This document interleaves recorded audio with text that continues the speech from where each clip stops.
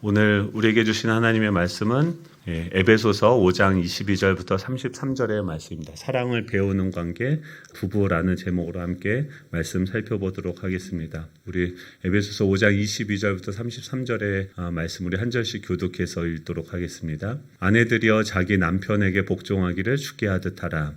이는 남편이 아내의 머리됨이 그리스도께서 교회의 머리됨과 같으니 그가 바로 몸의 구주시니라. 그러므로 교회가 그리스도에게 하듯 아내들도 범사에 자기 남편에게 복종할지니라. 남편들아 아내 사랑하기를 그리스도께서 교회를 사랑하시고 그 교회를 위하여 자신을 주심같이 하라. 이는 곧 물로 씻어 말씀으로 깨끗하게 하사 거룩하게 하시고 자기 앞에 영광스러운 교회로 세우사 티나 주름 잡힌 것이나 이런 것들이 없이 거룩하고 흠이 없게 하려 하심이라. 이와 같이 남편들도 자기 아내 사랑하기를 자기 자신과 같이 할지니 자기 아내를 사랑하는 자는 자기를 사랑하는 것이라.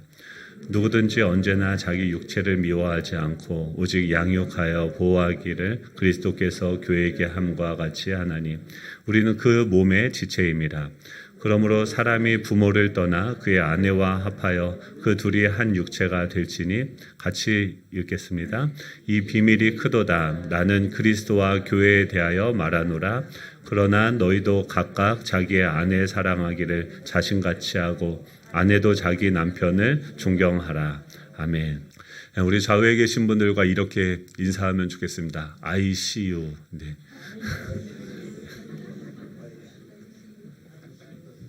나는 이시우 이렇게 충청도 사투리가 아니라 나는 당신을 봅니다. 요새 아바타라는 그 영화에서 보면은 인사를 할 때 이렇게 가슴에 손을 대고 손을 마주 대면서 나는 당신을 봅니다라고 인사를 합니다. 이것은 그 사람의 진심을 본다. 그 사람의 눈에 보이는 나의 편견이나 나의 어떤 상처로서 그 사람을 보는 것이 아니라 지금 그 사람이 존재하고 있는 그 근원, 그 진심을 우리가 본다라고 하는 것입니다.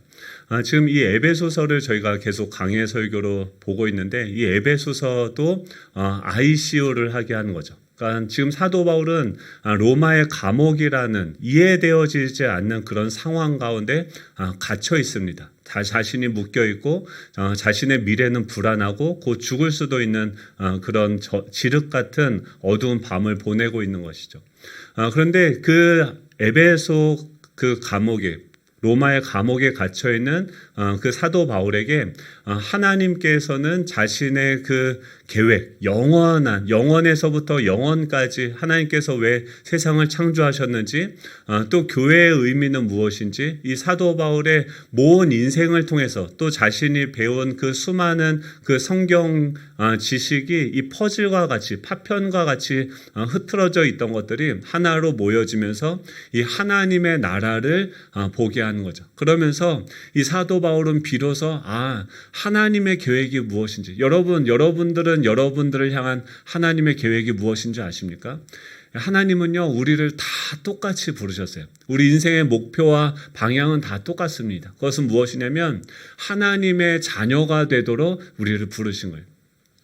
하나님은 이 세상을 창조하시고 그 창조하신 그 세상을 다스리고 상속받을 수 있도록 자신들의 아들들을 자녀들을 만드신 것이죠. 그리고 삼성 이건희 회장이 이재용 회장에게 삼성을 물려주려고 하면 어떻게 됩니까? 그냥 물려주면 되죠. 물려줘도 이것을 운영하지 못하고 준비가 안 되면 다스리지를 못합니다. 지금 이 사도 바울이 감옥 속에서 자신이 끊임없이 주어지는 그 질문들이요.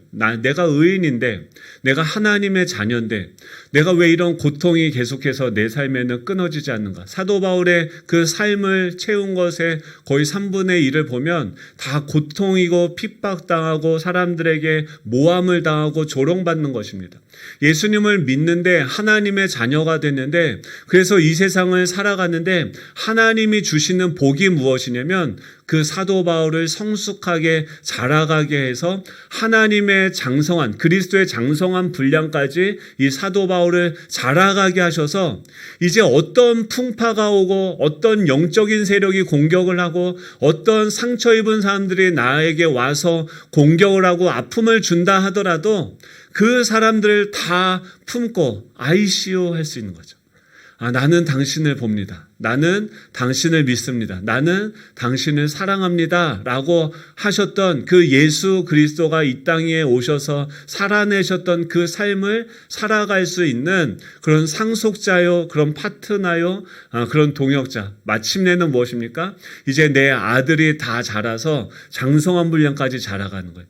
이제 이 아들이 마치 친구와 같이 이 세상을 경영하고 다스리는 그 하나님의 나라가 완성이 되면 이제 아들들과 함께 고민하면서 함께 상의하면서 또 그들의 독특한 그 창의성들을 반영하면서 그 나라를 영원토록 운영할 하나님은 계획을 갖고 계시는 것이죠. 그것을 위해서 이 사도 바울을 부르셨고 또 이 사도 바울을 통해서 에베소 교회뿐만이 아니라 이 땅에 있는 교회들을 자신의 자녀로서 부르시는 것이죠. 여러분, 하나님께서는요, 지금도 지륵 같은 어둠 가운데 있는 것 같고 나 혼자 버림을 받은 것 같아 보인다 할지라도 그 곳에서도 하나님은 우리 가운데서 일하고 계심을 믿을 수 있기를 축복합니다. 이번 명절 때 가족들이 모여서 예배한다는 것은 무엇입니까? 내가 당신을 보는데 내 관점으로 예전에 우리가 경험했던 그때 너 나한테 이렇게 섭섭해했지 그 섭섭의 안경을 끼고 보는 게 아니에요. 예전에 나의 부족함을 가지고 사람들이 조롱하고 또 나 이렇게 상처 줬고 서로 우리가 그런 연약한 부분들이 있죠. 그렇기 때문에 우리가 가족으로 모여진 거죠. 우리의 관점을 새롭게 해주는 거예요. 먼저 이 지난 시간에는 무엇을 했습니까? 하나님께서는 이 깨어지고 또 기울어진 운동장과 같은 그 세상을 치유하고 회복하시기 위해서 무엇을 하십니까? 세상을 변화시키는 게 아니에요. 다른 사람을 변화시키는 게 아니에요. 먼저 내 자신이 성령 충만하도록 오직 너가 성령의 충만함을 받아라 라고 이야기합니다. 여러분, 이번 구정 명절 동안 성령의 충만함을 받을 수 있는 저와 여러분 되시길 축복합니다.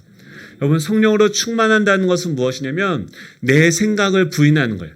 내 느낌을 부인하는 거예요. 나는 저 사람한테 섭섭한데, 나는 짜증나는데, 나는 불안한데, 나는 망할 것 같다라는 내 의식 속에 자연스럽게 드러나는 부정적인 그 생각과 그 감정들이 있어요. 내 행동을 결정하는 지금까지 습관적으로 관습적으로 계속해서 나를 이렇게 규정해왔던 그 행동을 결정하는 그 이면에 생각과 감정들이 있는 것이죠. 근데 전에는 그냥 그 행동을 그 습관대로 했다고 한다면 성령 충만하다는 것은 무엇입니까? 그것을 멈추는 거예요. 이렇게 하며 하던 나의 반응들을 내 무심결에 하던 그 행동들을 멈추고 그 행동을 움직이게 하는 나의 내면에 있는 생각이 또 마음이 무엇인지를 분별하는 거죠. 그게 지난 시간에 나누었던 내용이죠. 그리고 그곳에 무엇을 채우는 것입니까? 하나님께서 이 시간 나를 통해서 역사하시는 하나님께서 기뻐하시는 것이 무엇인지를 듣고 그 진리의 나의 행동을, 나의 삶을 맞춰가는 것이 이 성령 충만의 시작이죠. 그리고 그것은 어떤 방식으로 채워지고 충만하게 되어집니까? 내 삶이, 내 존재가 이 사망의 음침한 골짜기에 수많은 마른 뼈들이 있는 그 모든 소망을 도둑맞은 것 같은 그런 마른 뼈들이 널브러져 있는 그 현실 가운데 한복판에 나 혼자 있다 하더라도 지금 사도 바울과 같이 그 로마의 감옥에 갇힌 채로 혼자 그 어둠 가운데 내버려져 있다 하더라도 그 상황이 주는 느낌과 생각을 부인하고 지금 하나님께서 나에게 말씀하시는 그 진리를 가지고서 그 행동하기 시작하는 거예요. 말로 선포하기 시작하는 거예요. 또 그 나에게 주어지는 이 하루라는 시간을 그 하나님의 말씀에 순종함으로써 채워가는 거죠. 세월을 아끼고 이 나에게 주어지는 일상이라는 그 시간 가운데 이 하나님의 영광이 채워질 수 있는 은혜가 있기를 축복합니다. 먼저 이 가정이 회복이 되려면, 이 사회가 회복이 되려면 먼저 뭐가 회복이 돼야 됩니까? 그 세상 가운데로 보내신 하나님의 자녀인 저와 여러분이 회복되어져야 돼요. 여러분, 내가 성령 충만해야 됩니다. 이 가정이 화목하려면 아내가 바뀌어야 되는 게 아니라, 우리 자녀들이 정신 차려야 되는 게 아니라 내가 성령 충만해야 돼요. 가장 먼저 가정이 화목하기 위해선 내가 성령 충만해야 돼요. 내가 먼저 성령 충만할 수 있는 저와 여러분 되시길 축복합니다. 22절에 보면 이 아내들이여 자기 남편에게 복종하기를 주께 하듯 하라라고 이야기합니다. 내 안에서 생각의 변화가 일어나고 내 시간이 이제 하나님의 일하심으로 채워진다고 한다면, 이제 내 안에 성령으로 내가 죽고 내 안에 계신 예수님이 살아서 움직이기 시작하는 거죠.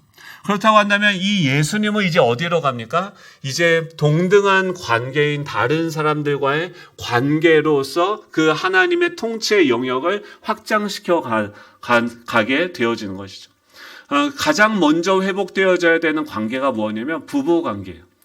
우리가 이 세상에서 이 사람과 사람이 만나고 교제하고 또 관계 맺는 것을 배우는 가장 기본적인 관계가 무엇입니까? 부부 관계죠. 근데 걸림돌이 있어요. 지금 여기서 뭐라고 얘기하냐면, 아내들여 자기 남편에게 복종하기를 주께 하듯 하십시오.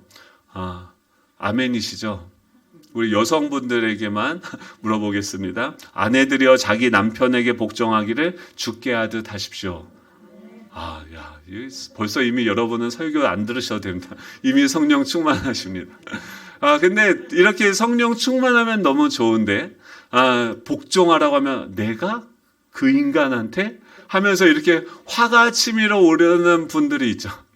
우리가 이 복종이라는 단어를 듣고 적용하려고 하면 알러지 반응을 일으킵니다. 왜 그러냐면, 내가 예전에 경험했던 이 복종이라는 것은 굉장히 굴욕적이고 내 자신의 모든 것들을 다 빼앗아가는, 그렇다고 하면 성경은 이거 지금 구시대적인 그 발언 아닌가?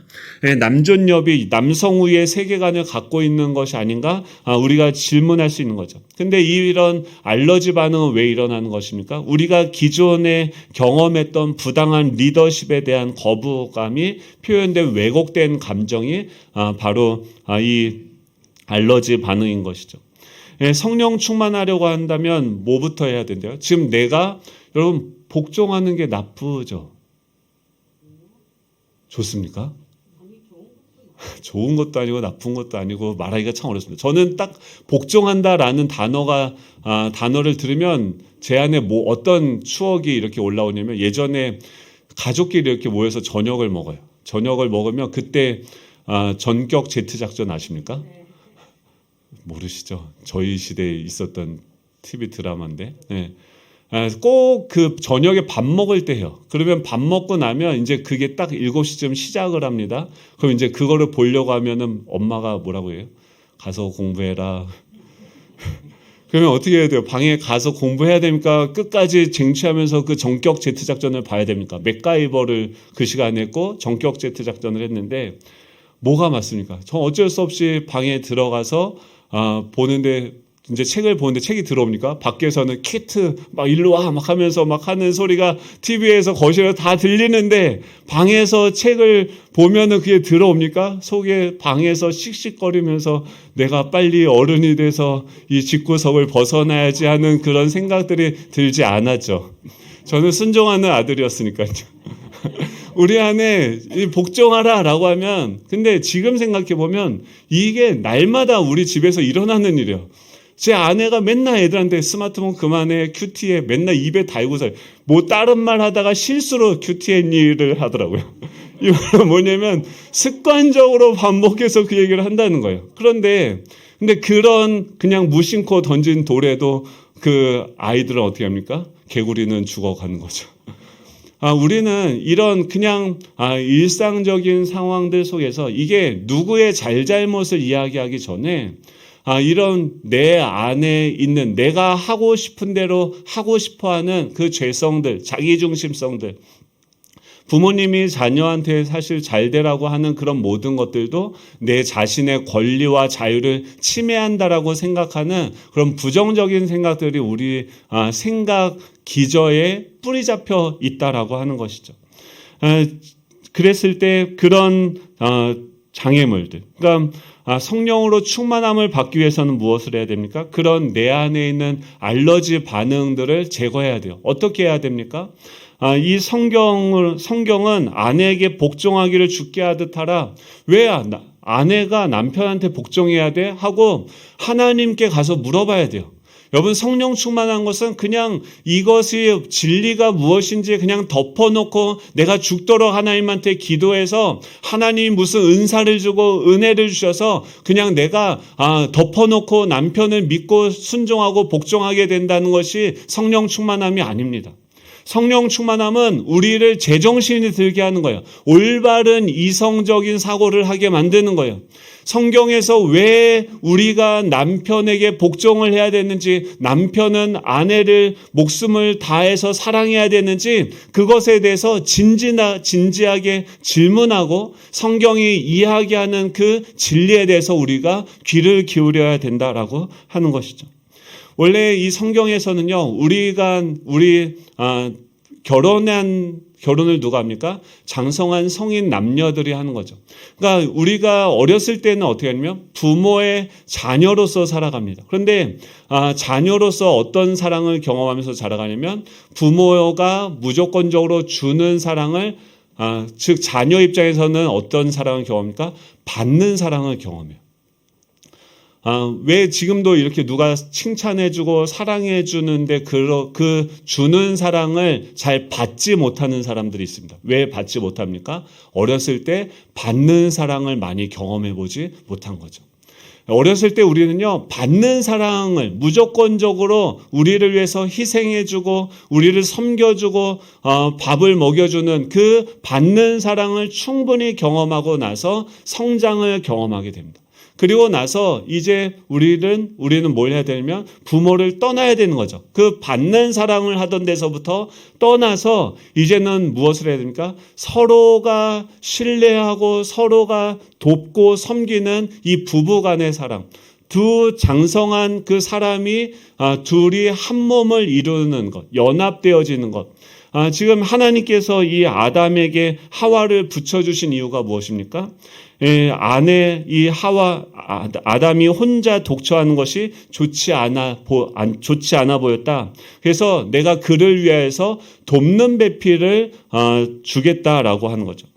처음에 이 그러니까 모든 아담에게 아담과 하와를 창조하신 것. 즉, 하나님이 우리를 창조하실 때 뭐라고 하냐면 하나님의 형상대로 남자와 여자를 창조하신 거예요. 우리를 그냥 세상의 천상천하 유아독전 한 명으로 창조하신 것이 아니라 우리 인간을 한 사람을 만들고 또 한 사람을 만들었다는 거예요. 그리고 그 사람을 어떻게 하냐면 돕는 배필로서, 돕는 배필이라고 하는 것은 파트너를 우리에게 붙여주셨다는 거예요. 그런데 왜 파트너가 필요합니까? 우리는 혼자서는 살아가기에 부족하기 때문에 왜 도움이 필요합니까? 내가 스스로 완전하다고 하면 도움이 필요 없겠죠. 그 말은 우리를 하나님께서 인간을 창조하실 때 우리는 창조 자체가 혼자서 개인적으로 독립적으로 살아가는 존재가 아니라 상호 의존적으로 상호 보완적으로 살아갈 수 있는 존재로서 인간을 창조하셨다라고 하는 것이죠. 그래서 그 말은 무엇이냐면 돕는 배필을 나에게 붙여주셨다고 하는 것은 내가 내 자신을 생각할 때 어떻게 인식하는 거예요? 나는 부족한 존재구나 라고 생각하는 거죠. 그리고 나에게 붙여주신 그 사람을 뭐라고 생각했냐면 아담이 하와를 볼 때 내 뼈 중에 뼈요 내 살 중에 살이로다. 즉 내 안에 부족한 부분들을 뼈는 무엇입니까? 세워주고 살은 무엇입니까? 나를 채워주. 즉 이 사람과 사람이 만나서 같이 사회를 이루고 가정을 이루고 공동체를 이루는 것. 우리가 사람과 사람이 만나서 더불어서 같이 살아간다는 그 이유는 무엇입니까? 각자 혼자서 살아갈 수 없는 그 사람들이 서로를 세워주고 서로를 채워주는 관계로서 하나님께서 사람들을 창조하셨다라고 하는 것이죠. 그것을 배우고 경험하는 것이 무엇입니까? 이 바로 가정이라는 것이고 부부 생활을 하게 되어지는 것이죠.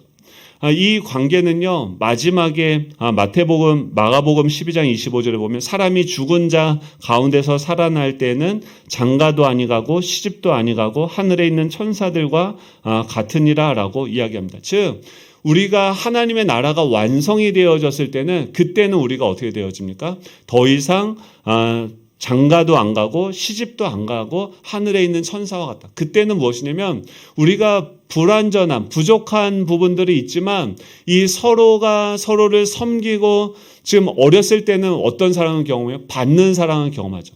결혼하고 서로 이제 뭐 합니까? 서로 섬기고 여기서 얘기하는 것은 서로 복종하고 복종한다의 다른 의미가 무엇입니까? 여러분 순종의 다른 의미가 무엇이에요? 신뢰한다.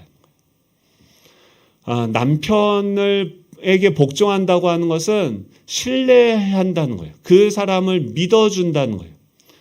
그리고 남편이 아내를 그리스도가 교회를 사랑한 처럼 사랑한다라고 하는 것은 그를 책임지고 섬기는 그것들을 배워간다는 거죠. 즉 우리가 사람 대 사람으로 독립된 개체로서, 즉 우리가 결혼하기 전에는요, 우리가 이제 점점 뭘 배웁니까? 사춘기가 지나서 어른이 된다는 것은 무엇입니까? 인격적으로 본인이 스스로 판단을 하고 선택을 하고 그 선택에 대한 책임과 의무를 다하는 것이 성인이 되어지는 거죠. 이제 내가 성인으로서 스스로 판단하고 선택하고 책임을 지고 의무를 다하는 존재로서 살아가면서 이제 나뿐만이 아니라 다른 사람을 섬기고 책임지고 사랑할 수 있는 데까지 자라가는 거죠. 이제 결혼하고 나면 어떻게 합니까? 자녀를 낳게 되죠. 자녀를 낳으면 이제 어떤 사랑을 배워갑니까? 서로 돕고 채우는 것을 넘어서 무조건적으로 주는 사랑이 무엇인지를 배워가는 거죠. 이것이 우리의 일생, 이 100년이 안 되는 이 짧은 시간 동안 우리가 경험하면서 배워가야 되는 이 하나님의 나라의 운영 방식인 것이죠. 이 하나님의 나라는 어떻게 움직여갑니까? 성부, 성자, 성령 삼위일체 하나님이 전혀 다르신데 서로가 서로를 신뢰하고 역할이 다르지만 서로를 신뢰하고 사랑하는 방식으로서 그 하나님은 존재하고 계시는 것처럼 그 삼위일체 하나님의 형상을 담도록 창조되어진 우리 인간들은 어떻게 됩니까? 서로가 서로를 사랑하고 신뢰하는 거죠. 그래서 누군가가 지금 내 옆에 있는 분과 이렇게 인사하면 좋겠습니다. 당신은 나를 돕기 위해 곳에 존재합니다. 그래서 이제 사람을 보면요, 원래 이 에덴 동산에서 원래 창조된 대로 사람을 보면 어떻게 해요? 아내가 막 잔소리할 때 보면은 아멘 하면서 아내가 나를 돕기 위해 존재합니다. 이렇게 내 살 중에 살이고 내 뼈 중에 뼈라는 게 이 말인 거죠. 그러니까 사람을 보는 관점이 무엇이냐면 서로를 세워주고 보완해주는 그런 서로 돕는 존재로서 보아야 되는데, 이 선악과를 따먹고 나서 이제 하나님의 그 계획에서부터 벗어나서 내가 하나님이 되고 내가 그냥 내 마음대로 내 인생을 경영하면서 내가 원하는 대로 살아가겠다라고 이 선악과를 따먹은다면 이 관계가 어떻게 변화가 되어집니까? 이 나를 돕기 위해서 존재했던 내 살 중에 살이고 뼈 중에 뼈라고 그렇게 아름답게 꿀이 뚝뚝 떨어지게 봤던 그 아내를 이제 어떻게 봅니까? 당신 때문에 우리가 이렇게 되었다라고 하면서 책임을 지는 모습이 아니라 책임을 미루는, 전가하는 모습들이 나타나게 되죠. 그리고 죄가 타락한 이유로 말미암아 남자가 여자에게 뭐라고 얘기합니까? 아내 그 여인에게 이름을 져주는 것이죠. 이름을 붙여준다는 것은 그 전에는 남자와 여자로 존재했는데 이제 남자가 여자의 존재를 규정하는 존재가 되어졌다는 거예요. 이것은 무엇이냐면 동등한 위치에서가 존재하는 것이 아니라 이제 그녀에게 책임을 물어서 그의 존재를 내가 규정하고 제한하는 관계가 되어진 거죠. 그래서 여자의 이름을 하와라고 규정하면서, 하와는 무엇입니까? 산자의 어미, 생명이라는 뜻인데, 결국 전에는 돕는 배필로서 우리가 다양한 부분에서 서로를 돕는 존재였다고 한다면, 이제 여자는 무엇입니까? 애나 낳는 그런 도구로서 그 역할이 제한되어져서 존재하게 되어진 것이죠. 즉, 우리가 경험하는 이 복종이라는 단어에 대한 알러지 반응은 이 하나님으로부터 오는 올바른 그런 진리로부터 오는 반응들이 아니라 우리가 자라면서 경험했던 이 부정적인 생각들, 경험들로부터 오는 감정들이라고 하는 것이죠. 그렇기 때문에 그것을 다시 회복하시기 위해서 하나님께서 하시는 일들이 무엇입니까? 계속 에베소서를 통해서 말씀하시는 게, 우리를 허물과 죄로 죽었던 우리를 다시 살리시고 새로운 피조물로 다시 태어나게 하시는 거죠.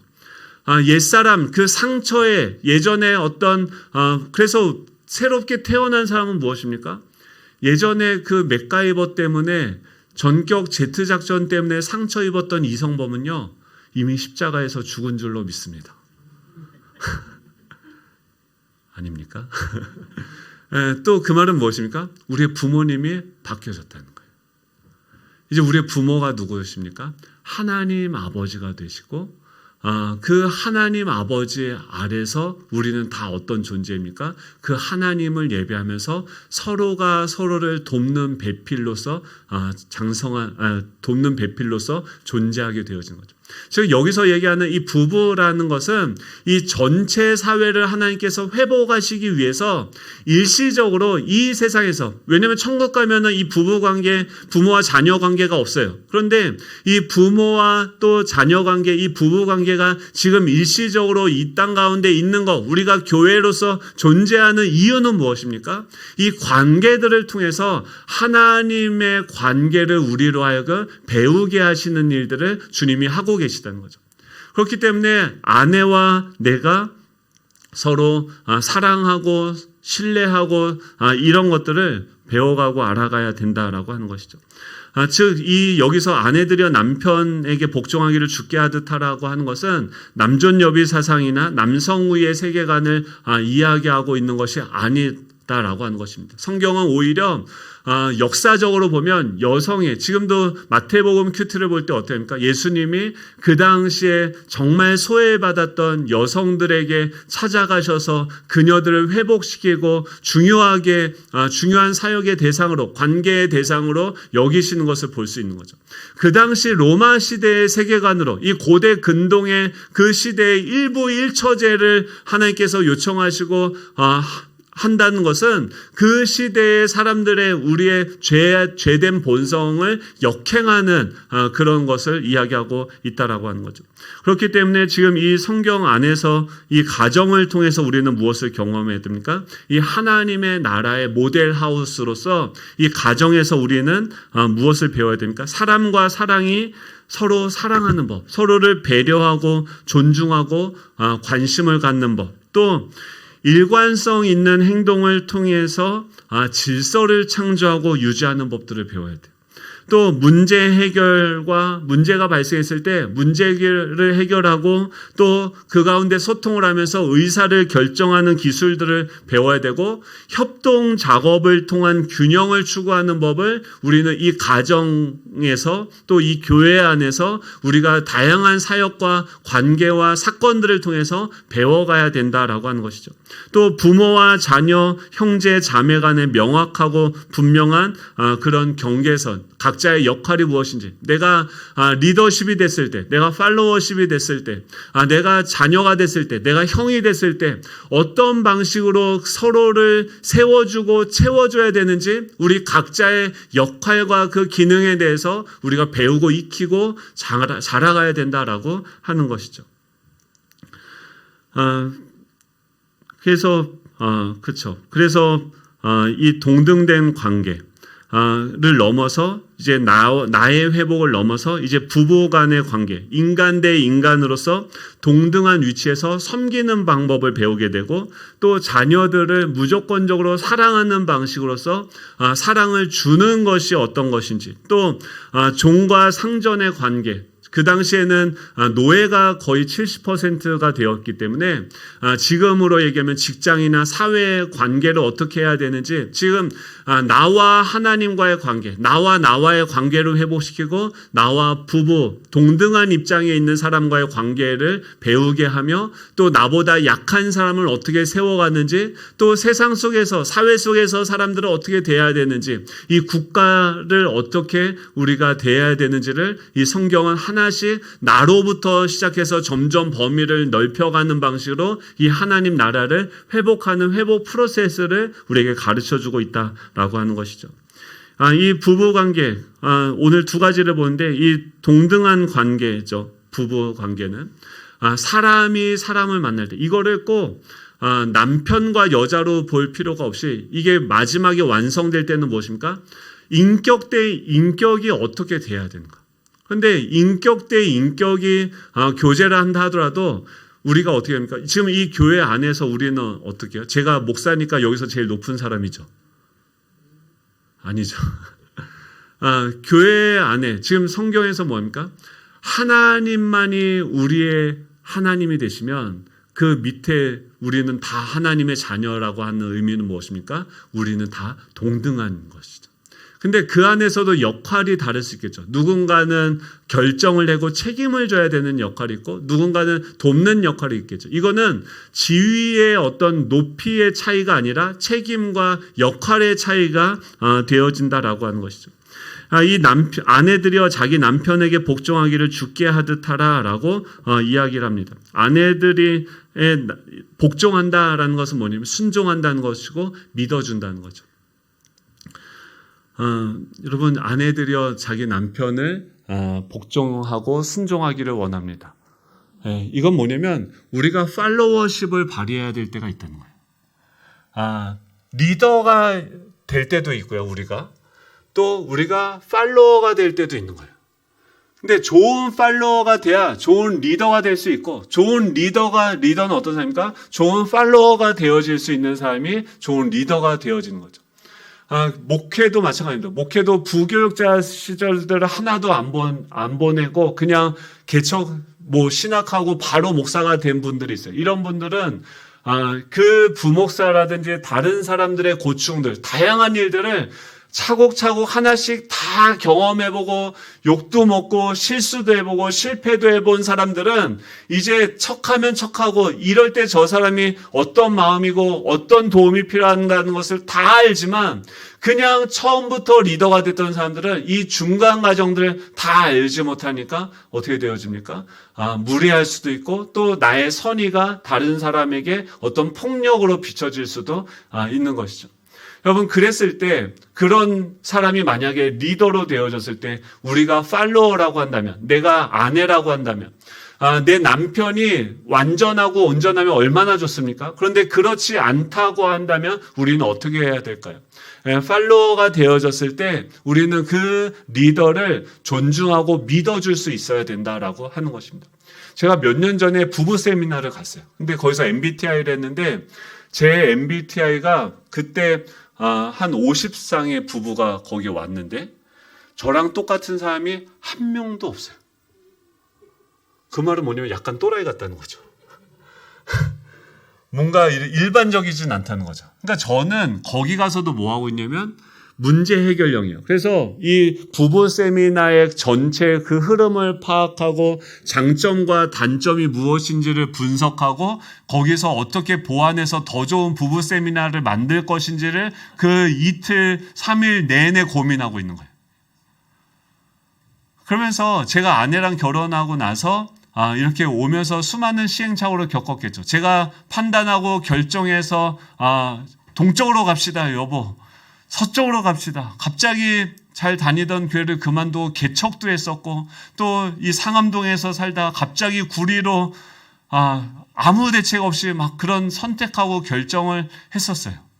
근데 그 세미나 하면서 아내는 어떤 삶이에요? 저는 이런 분석하고 어떤 문제에 대한 답을 찾아서 그 문제를 해결하는 게 가장 제 삶의 우선적인 사람인 거예요. 그러니까 이 다음에 관계가 있고 내 정서가 있고 내 감정들이 있어요. 그러니까 무조건 문제를 해결하기 위해서 전 달려가는 사람인데 제 아내는 어떤 사람이냐면 관계가 더 우선시되고 중요한 사람인 거예요.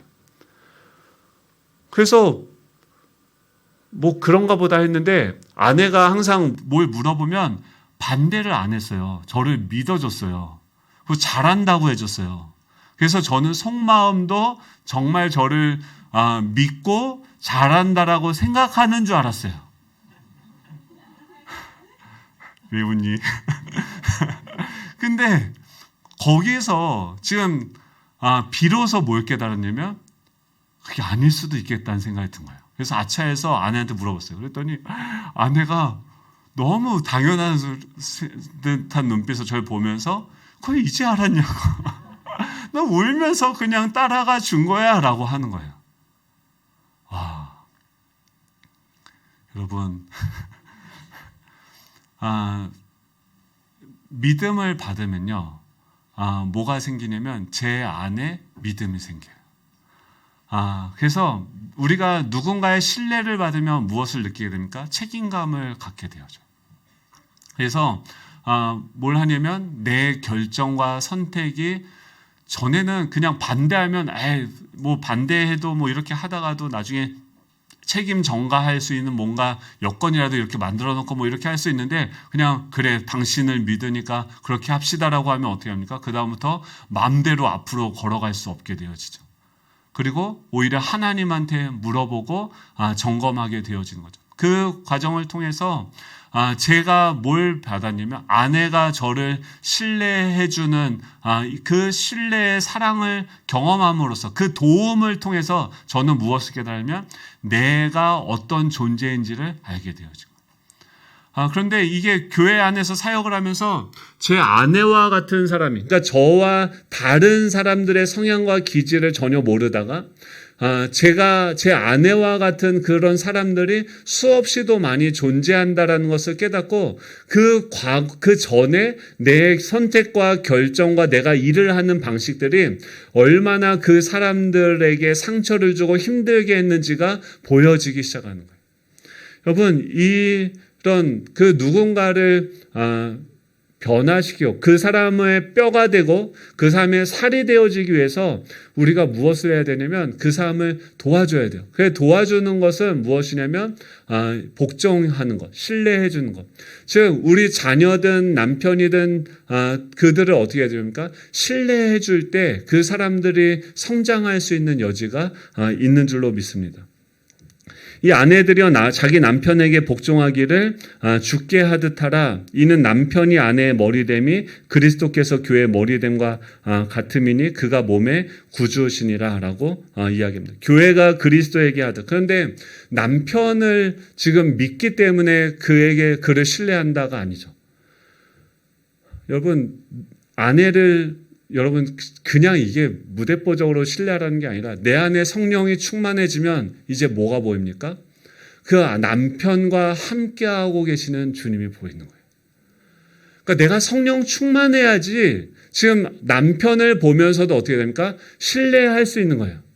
그리고 같이 시간을 두고 그 이후로 제 아내가 썼던 방식이 뭐냐면 요즘에도 그 작전을 많이 쓰는데 저에게 직접 잔소리를 해요.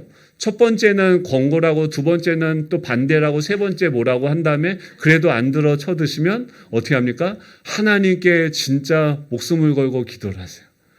세 번의 권고에도 저는 완고해서 잘 안 바뀌는데 하나님이 기도하다 보면 어느새 저도 하나님께 기도하다 보면 하나님이 저에게 말씀하시는 것을 배우게 됩니다. 누군가를 우리가 신뢰하고 기다려줄 수 있는 이유는 무엇이냐면 내가 그 사람의 완전함을 믿는 것이 아니라 이 베드로가 시몬인데 너가 장차 게바가 될 것이다 라고 하는 그것은 뭐냐면 하나님의 계획이 그 사람 안에 있고 하나님이 지금 그 사람 가운데서 일하고 계시다는 것을 신뢰할 수 있을 때 때, 하나님을 신뢰할 때 그 사람을 신뢰할 수 있는 것이고, 이 하나님을 신뢰함으로써 하나님께 순종함으로써 그 사람을 신뢰해 줄 때 무엇을 이루어지게 됩니까? 하나님의 역사가 그 가운데 이루어지기 시작하는 줄로 믿습니다.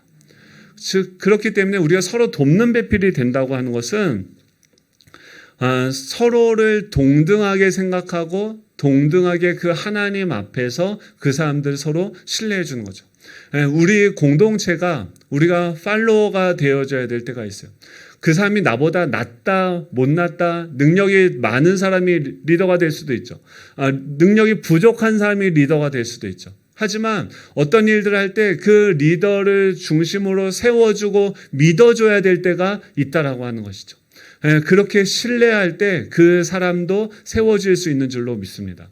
저도 여기까지 오기까지 지금 보니까 그래요. 어르신들이 다 저보다 신앙생활을 오래 하셨던 분들인데 저를 믿어주시고 믿어주시는 방식으로 섬겨주셨어요. 이제 갓 신학하고 아무것도 모르는 피덩이 전도사들을 교회는요, 그 엄마의 품으로 믿어주고 아멘해주고 은혜 받았다고 해주는 거예요. 그러면서 그 전도사들을 세워서 목사로 세워주는 거죠. 이것처럼 우리 남편들도 우리 동역자들도 우리가 같이 사역하는 그 파트너들도 그렇게 믿어주는 관계가 필요하다라고 하는 것입니다. 두 번째는 무엇이냐면 이 남편들에게 25절 우리 같이 한번 읽어볼까요? 25절입니다. 시작. 남편들아 아내 사랑하기를 그리스도께서 교회를 사랑하시고 그 교회를 위하여 자신을 주심같이 하라. 아멘. 지금 남편들에게는 아내를 사랑하기를 어떻게 합니까? 그리스도가 교회를 사랑하시는 것처럼 교회를 위해서 자신을 주심같이 하라. 여러분, 예수님이 남편이고 또 몸된 교회를 예수님이 우리를 어떻게 사랑하셨습니까? 남편들은 좋아할 거 하나도 없어요. 아내가 믿어주면은 우리는 뭐 해야 됩니까? 리더들은 뭘 해야 됩니까? 누군가의 신뢰를 받는 사람들은 그 사람들은 어떻게 돼야 됩니까? 그리스도께서 교회를 위해서 자신을 주심같이 하는 거예요. 여러분, 예수님은요, 우리가 못 알아들으니까 우리가 맨날 저 반대로 가니까 우리를 위해서 어떻게 하셨습니까? 이 땅까지 낮아지셨어요.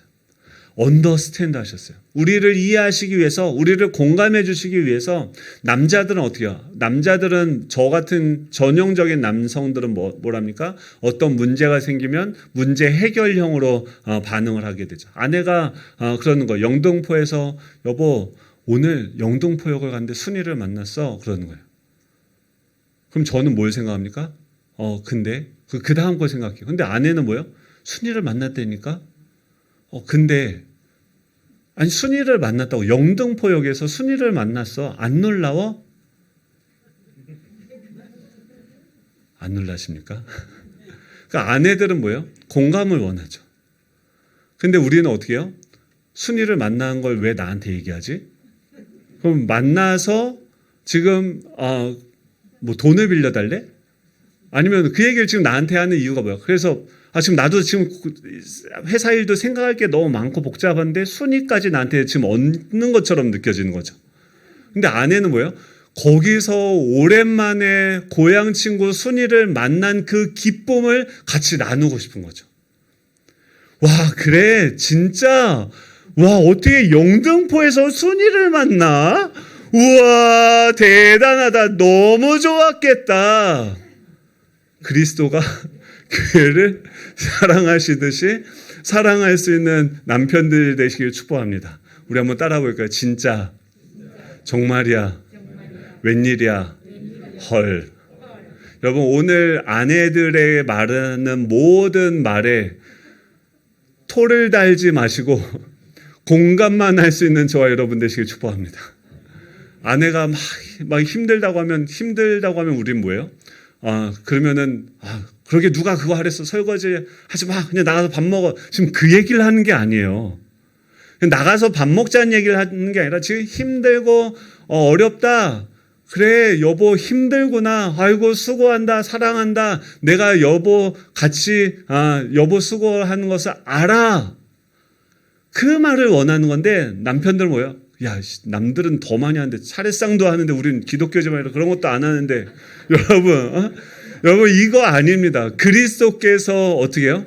그 교회를 사랑하시듯이 알아요. 그들의 연약함과 다 아는데 어떻게 해요? 공감해요. 인간으로 이 땅에 오신 이유는 한 가지입니다. 내가 육체를 가지고서 너의 아픔을, 너의 연약함을 직접 경험해보고 내가 안다. 공감한다는 거예요. 그리고 또 두 번째는 무엇입니까? 예수님의 사랑은 첫 번째는 공감해주는 사랑이고 두 번째는 물로 씻어서 말씀으로 깨끗하게 하고 거룩하게 하는 거예요. 그 사람의 연약함을 보면서 용서해주는 사랑이에요. 여러분, 이 용서해주는 사랑이 우리 가운데 흘러가기를 축복합니다. 성령 충만해야 돼요. 먼저 여러분 자신을 여러분이 용서하실 수 있어야 돼요. 내 자신에 대해서도 좀 여유를 가지실 수 있어야 돼요. 그래야지 아내도 또 우리 만나는 친척들, 우리 형제들을 물로 씻어서 흠이 없도록 거룩하게 할 수 있는 저와 여러분 되시길 축복합니다. 여러분, 왜 그 사람을 용서해야 됩니까? 지금 내 안에서 생명의 역사가 그에게 흘러가기 위해선 이건 그 사람과 나와의 관계가 문제가 아니라 하나님과 지금 내 안에서 일하고 계시는 예수 그리스도와 나와의 관계의 문제예요. 주님이 나를 물로 씻어서 깨끗하게 하셨어요. 나의 발을 씻어주셨어요.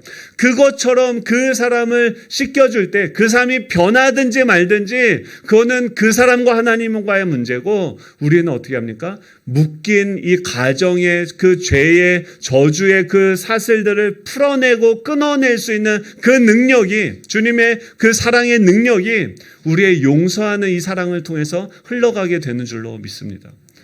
세 번째는 무엇입니까? 자기 앞에 영광스러운 교회로 세우시는 그 말은 무엇이냐면 하나님 앞에서 영광스러운 존재로 그를 서로를 세워주는 사랑이에요.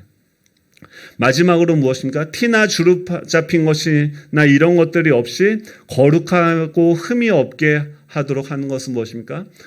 그들을 양육해 주는 사랑이에요. 부모가 자식을 기르고 자라게 하듯이, 즉 주님이 몸된 교회를 사랑하는 방식은 무엇입니까?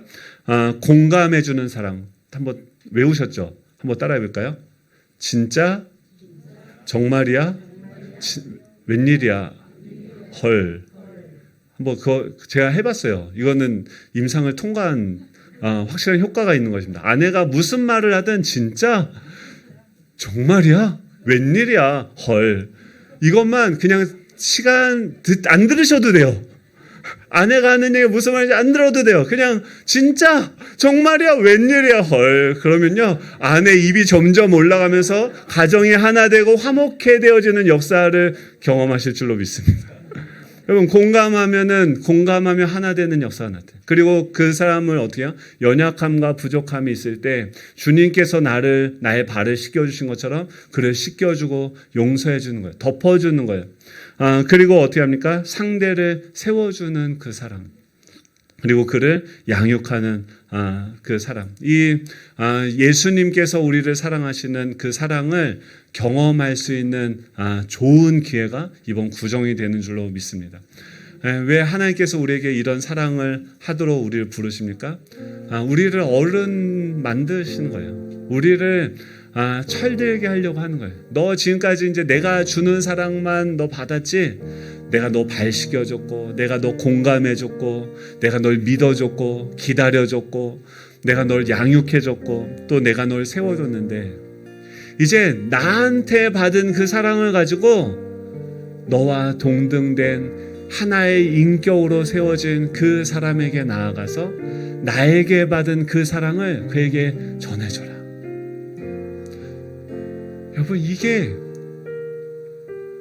행복이 어디 있냐면요, 이 사랑을 할 때 이게 내가 죽는 것 같고 제가 그 공감을 해줬어요. 근데 행복하더라고요. 아내가 웃으니까요 행복해져요. 여러분, 그 사람을 세워주고 용서해주고 덮어주니까요 제가 내 안에 뭐가 넘칩니까? 내 안에 성령께서 잘한다 야, 너 진짜 많이 컸다 이성범 하면서 내 안에 성령께서 기뻐하세요. 우리 본성은 뭐예요? 그렇게 하면 지는 것 같고 또 실패하는 것 같고 뭔가 저 사람 버릇 나빠지게 하는 것 같은데, 여러분 그렇지 않습니다. 성령 충만한 것은 내 안에 계신 성령께서 하시는 대로 내가 같이 춤을 추는 거예요. 이곳에 계신 삼위일체 하나님과 함께 춤을 추면서 헐 진짜 웬일이야 정말이야 난 널 사랑해 널 신뢰해 널 용서해 너를 믿어 너를 기다려줄게. 여러분 그 사랑으로 섬길 때 그 섬김의 자리에 설 때 무엇이 채워집니까? 우리 안에 절대 채워지지 않았던 그 외로움과 그 허무함과 공허함들이 이제 하늘로부터 내가 사랑을 주니까 콸콸콸 쏟아져서 충만해지는 거예요. 여러분 그 섬김의 자리로 여러분들을 파송하기를 원합니다. 오늘 가셔서 공감하는 사랑, 믿어주는 사랑, 양육하는 사랑, 용서하는 사랑, 상대를 세워주는 사랑, 그 사랑할 수 있는 저와 여러분 되시면 좋겠습니다. 우리 다 같이 일어나셔서 우리 찬양할 텐데요. 네, 주 안에 우린 하라. 우리의 모습은 달라도 이해되지는 않아도 하나님께서 내 옆에 있는 그 지체를 돕는 배필로 주셨어요. 이 삶이 부족하고 반면교사로 나한테 왜 인간은 이렇게 행하는 거야? 지나서 보면요 그것 때문에 내가 사람이 되고 그것 때문에 내가 다양한 사람들을 이해하고 품을 수 있게 되어진다. 여러분 이 사람들은 내 옆에 있는 그 가족들은 나를 사람 만들려고 붙여주신 존귀한 존재인 줄로 믿습니다. 우리 그 사람들을 기대하면서 신뢰하면서 우리 찬양하며 나아가면 좋겠습니다. 영광과 능력이